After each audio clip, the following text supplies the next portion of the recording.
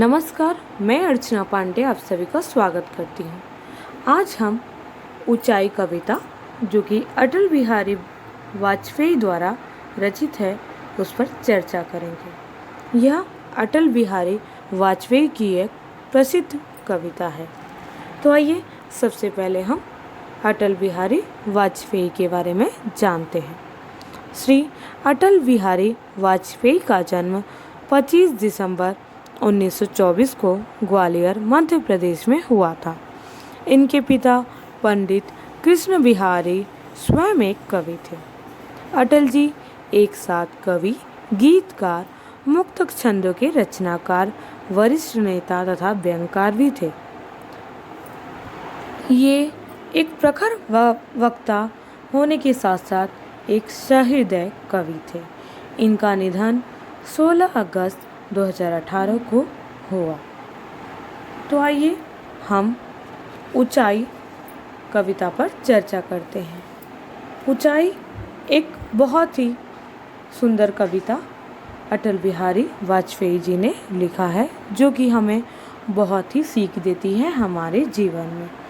अटल बिहारी वाजपेयी एक मजे हुए राजनेता होने के साथ साथ एक प्रखर चिंतक, विचारक भी हैं। इसलिए वे हमें कहते हैं कि ऊंचाई होनी आवश्यक नहीं। ऐसी ऊंचाई को लेकर हम क्या करेंगे जिसे देखकर दूसरे लोगों के प्रति हमारे मन में हीन भावना भर उठे और दूसरों को कोई लाभ ना हो। कवि कहते हैं कि हमें जीवन में ऐसी ऊंचाई चाहिए जहाँ ऊंचाई के साथ साथ विस्तार भी हो, यानी सामाजिक सरोकार भी हो, जिससे हमारी ऊंचाई दूसरों के काम आ सके। आइए अब हम कविता पर चर्चा करते हैं। ऊंचे पहाड़ पर पेड़ नहीं लगते, पौधे नहीं उगते, न घास ही जमती है सिर्फ बर्फ, जो कफन की तरह सफ़ेद और मौत की तरह ठंडी होती है। खेलती खिलखिलाती नदी जिसका रूप धारण कर। तो यहाँ पर ऊंचे पहाड़ की तुलना एक महत्वाकांक्षी मनुष्य से किया गया है। तो प्रस्तुत पंक्तियों में कवि कहते हैं कि जिस प्रकार ऊंचे पहाड़ पर पेड़ पौधे नहीं उगते और न ही घास जमती है, बल्कि वहाँ सिर्फ कफन की तरह सफ़ेद और मौत की तरह ठंडी बर्फ जमती है, और वह बर्फ एक दिन नदी का रूप धारण कर अपने भाग्य पर रोती है।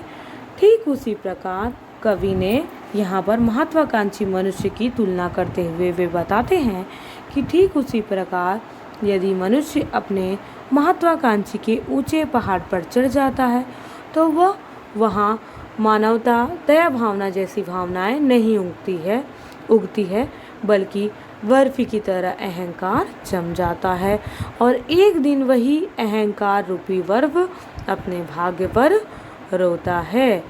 ठीक उसी प्रकार जिस प्रकार ऊंचे पहाड़ पर पानी जाकर पत्थर बर्फ रूपी पत्थर का रूप ले लेती है, ठीक उसी प्रकार हम जब महत्वाकांक्षी मनुष्य ऊंचे पहाड़ पर ऊंची सफलता पर जब चढ़ जाता है तो उसके मन में जो तरल भावनाएं होती हैं, पानी जैसी तरल भावनाएं, सहयोग की, दया की, वो भावनाएं बदलकर बर्फ रूपी पत्थर का रूप, बर्फ रूपी अहंकार का रूप ले लेती हैं, और वह एक दिन अपने भाग्य पर रोता है।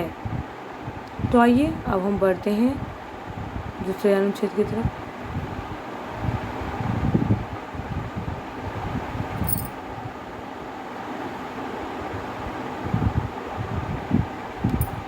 ऐसी ऊंचाई जिसका परस पानी को पत्थर कर दे, ऐसी ऊंचाई जिसका परस पानी को पत्थर कर दे, ऐसी ऊंचाई जिसका दरस हीन भाव भर दे। अभिनंदन की अधिकारी है, आरोहियों के लिए आमंत्रण है, उस पर झंडे गाड़े जा सकते हैं, किंतु कोई गौरैया वहाँ नीड़ नहीं बना सकती, न कोई थका मादा बटोही उसकी छाँव में पल भर पलक ही झपक सकता है।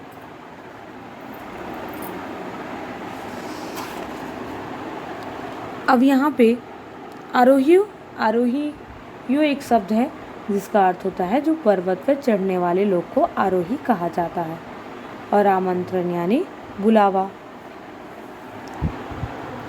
अब यहाँ पे कवि कहते हैं कि जिस प्रकार प्रकृति में ऊंचे पहाड़ की ऊंचाई पर पानी जाकर पत्थर रूपी बर्फ का रूप ले लेता है, और बर्फ से ढकी जो चोटी होती है पहाड़ की, वह सिर्फ अपनी ऊंचाई का यशोगान यानी प्रशंसा ही करवाना चाहती है, ठीक उसी प्रकार जो महत्वाकांक्षी से भरे जो मनुष्य होते हैं, जब अपने ऊंचाई पर पहुंच जाते हैं, यानी वे अपने जीवन में जब बहुत ही सफलता पा लेते हैं, तो उनके मन में पानी जैसी जो तरल भावनाएं होती हैं वह अहंकार रूपी पत्थर में परिवर्तित हो जाती हैं, एवं उनके मन में हीन भावना घर कर जाती हैं, और वह सिर्फ चारों तरफ से अपनी प्रशंसा ही वह व्यक्ति चाहता है और यशोगान ही करवाना चाहता है।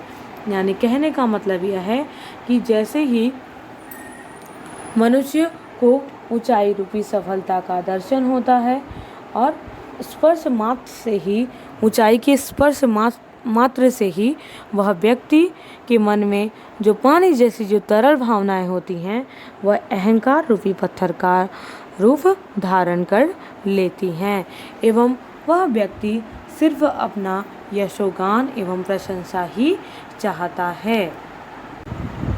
उस पर झंडे गाड़े जा सकते हैं, किंतु कोई गौरैया वहाँ नीड़ नहीं बना सकती, ना कोई थका मांदा बटोही उसकी छाँव में पल भर पलक ही झपका सकता है।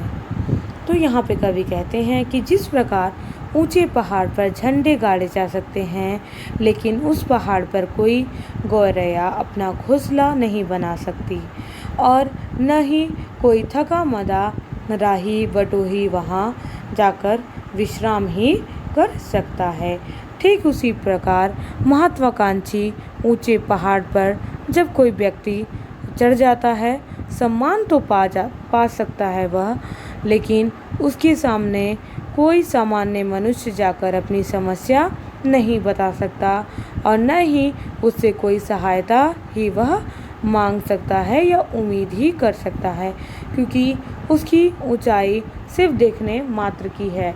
वह अन्य लोगों की कोई मदद नहीं करता, बल्कि अपनी प्रशंसा ही करवाना चाहता है।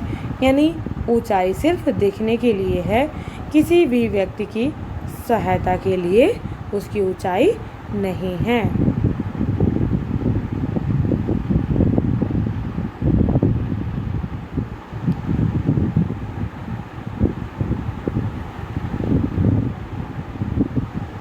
आगे बढ़ते हैं। सच्चाई यह है कि केवल ऊंचाई ही काफ़ी नहीं होती, सबसे अलग थलग परिवेश से पृथक, अपनों से कटा बटा, शून्य में अकेला खड़ा होना पहाड़ की महानता नहीं बल्कि मजबूरी है।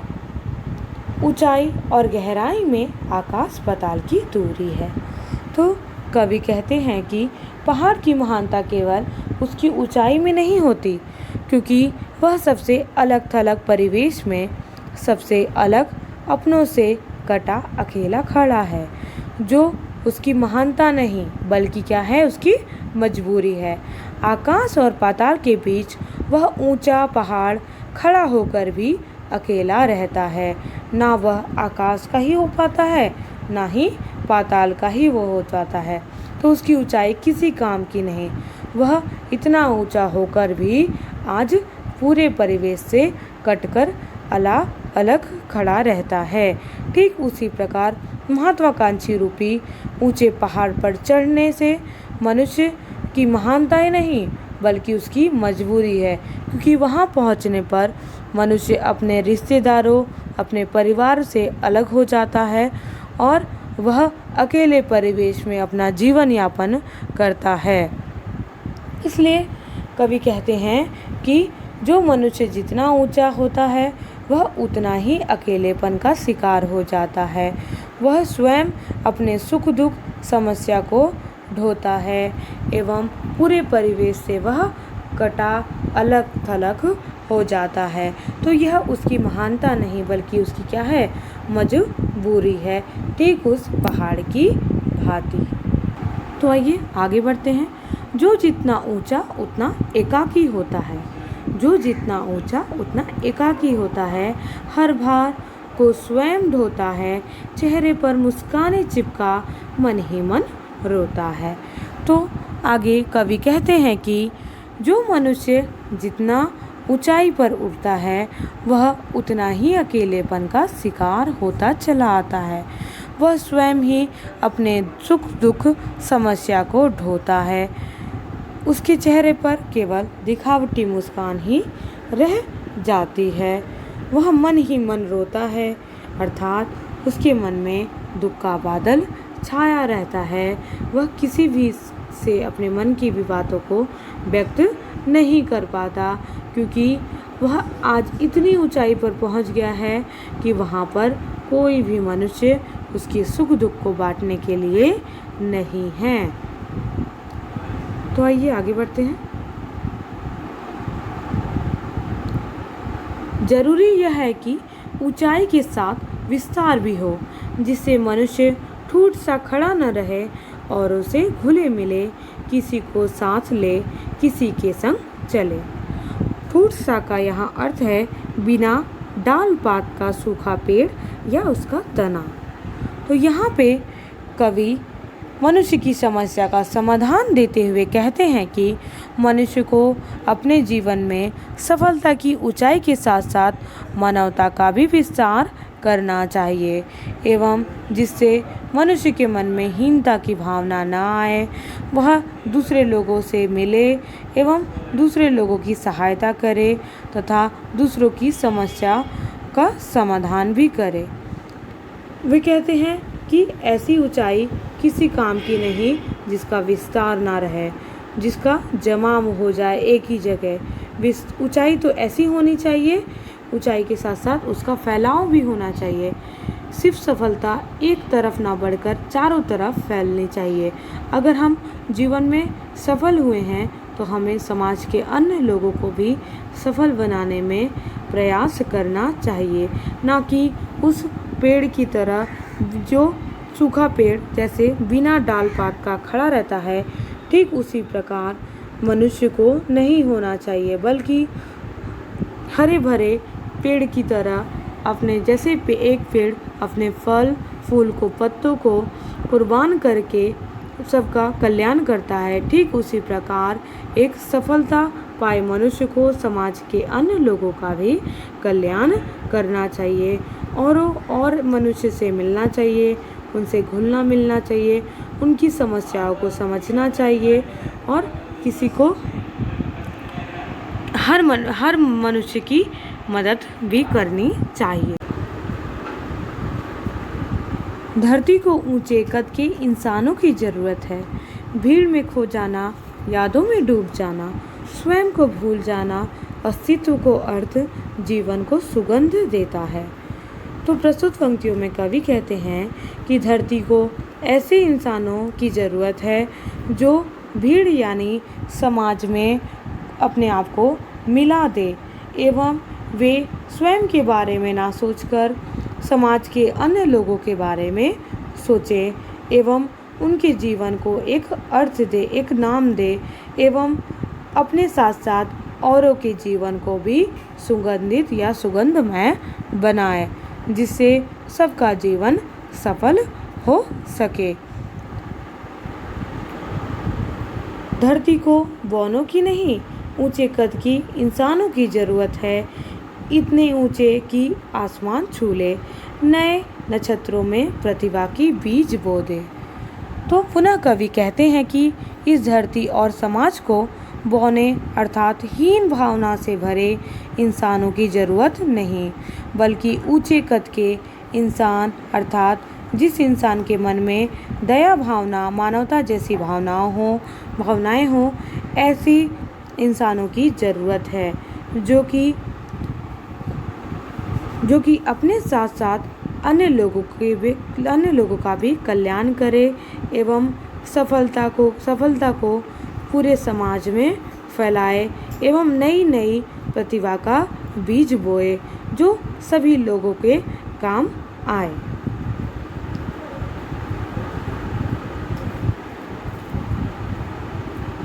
किंतु इतने ऊंचे भी नहीं कि पांव तले दूब ही न जमे, कोई कांटा न चुभे, कोई कली न खिले, न वसंत हो न पतझड़, हो सिर्फ ऊंचाई का अंधड़, मात्र अकेलेपन का सन्नाटा। पुनः कवि कहते हैं कि धरती और समाज को जैसे बौने व्यक्ति की आवश्यकता नहीं, तो इसलिए कवि हमें सलाह देते हुए कहते हैं कि मनुष्य को अपने सफलता की ऊंचाई में इतना नहीं उठना चाहिए कि वह समाज के और लोगों से ना मिल पाए, बल्कि मनुष्य को अपनी ऊंचाई में इतना उठना चाहिए जिससे समाज में उसका सम्मान हो, समाज के अन्य लोगों को वह प्रतिभावान बना सके। लेकिन उतना ऊंचा नहीं उठना चाहिए कि मनुष्य के पैरों के नीचे घास न जमे, अर्थात मनुष्य के मन में दया न रह जाए, कोई कांटा न चुभे, अर्थात उसे किसी समस्या का समाधान न करना पड़े, यानी वह अन्य लोगों के समस्या से दूर न हो जाए। कवि कहते हैं कि ऐसा न हो कि मनुष्य के जीवन में बसंत रूपी सुख और पतझड़ रूपी दुख न रह जाए, केवल ऊंचाई का तूफान रह जाए और मात्र अकेलेपन का सन्नाटा रह जाए, अर्थात मनुष्य के जीवन में अकेलापन ही रह जाए। ऐसी ऊंचाई मनुष्य को नहीं चाहिए। यानी कहने का मतलब यह है कि कवि हमें यह सलाह देते हुए कहते हैं कि मनुष्य को इस प्रकार की ऊंचाई अपने जीवन में नहीं हासिल करनी चाहिए कि उनके मन में मानवता की भावना ना हो एवं उन्हें दुख सुख का एहसास ना हो एवं उनके मन में उनके जीवन में जब वसंत पतझड़ आए तो वह अपने ऊंचाई में इतने अंधे हो जाए कि वह उन्हें औरों का दुख वे ना देख पाए, सिर्फ अकेलेपन में उनका जीवन ना व्यतीत हो। ऐसी ऊंचाई उन्हें नहीं हासिल करनी चाहिए। तो आइए आगे बढ़ते हैं। मेरे प्रभु मुझे इतनी ऊंचाई कभी मत देना, गैरों को गले न लगा सकूं, इतनी रुखाई कभी मत देना। इसलिए कवि प्रभु से प्रार्थना करते हुए, ईश्वर से प्रार्थना करते हुए कहते हैं कि हे प्रभु मुझे इतनी ऊंचाई अर्थात इतनी सफलता कभी मत देना कि मैं दूसरे लोगों को गले न लगा सकूं, अर्थात दूसरे लोगों के प्रति मेरे मन में मानवता खत्म हो जाए। इतनी रुखाई अर्थात इतनी हीन भावना मेरे अंदर कभी मत देना। ऐसी ऊंचाई मुझे नहीं चाहिए हे प्रभु, वे ईश्वर से प्रार्थना करते हुए कहते हैं। तो आइए इस कविता का हम संपूर्ण रूप से एक बार फिर से चर्चा करते हैं। कविता में पहाड़ को ऊंचाई का एक ऐसा प्रतीक माना गया है जिसे देखकर दूसरे लोगों को अपने आप को छोटा समझने लगते हैं, लेकिन पहाड़ की यह ऊंचाई ज़रूरतमंदों के काम नहीं आती। पर्वतारोही यानी जो पर्वत पर चढ़ते हैं, पर्वतारोही उस पर चढ़कर केवल अपने झंडे गाड़ सकते हैं। काम तो एक पेड़ ही आता है जिस पर पक्षी घोंसला बना सकते हैं और जो राही होते हैं वह विश्राम कर सकते हैं जिसकी छांव में। इसी प्रकार हमें भी पहाड़ की तरह नहीं बनकर एक छायादार पेड़ की तरह बनना चाहिए जो दूसरे लोगों की मदद करता है, जिससे दूसरे लोगों को फ़ायदा होता है।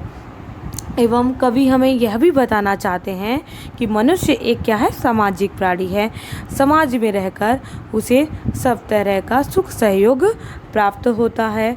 धन मान या कोई ऊंचा पद मिलने पर वह सिर्फ स्वयं को सर्वश्रेष्ठ समझने लगता है, इसलिए वह एकांकी यानी अलग हो जाता है। इसलिए कवि का विचार है कि ऊंचाई के साथ साथ विस्तार यानी फैलाव भी होना चाहिए, और ऐसा विस्तार जिससे दूसरे लोगों का भी भलाई हो, दूसरे भी उसमें आ सके। अगर मनुष्य अपने ऊंचाई के साथ साथ उसका फैलाव भी करेगा तो वह कभी भी अकेला नहीं रहेगा। उसका साथ देने और उसके साथ चलने वाले बहुत सारे लोग तैयार हो जाएंगे। इसीलिए दोस्तों, हमें भी यह बात अपने ऊपर लागू करनी चाहिए और हमें भी समाज का अंग बनकर रहना चाहिए। हमेशा सिर्फ अपने बारे में नहीं सोचना चाहिए, समाज के अन्य लोगों के बारे में भी हमें सोचना चाहिए। आशा करती हूँ कि मेरे द्वारा समझाई गई यह कविता आपको समझ में आई होगी। कृपया अपना साथ यूं ही बनाए रखें। धन्यवाद।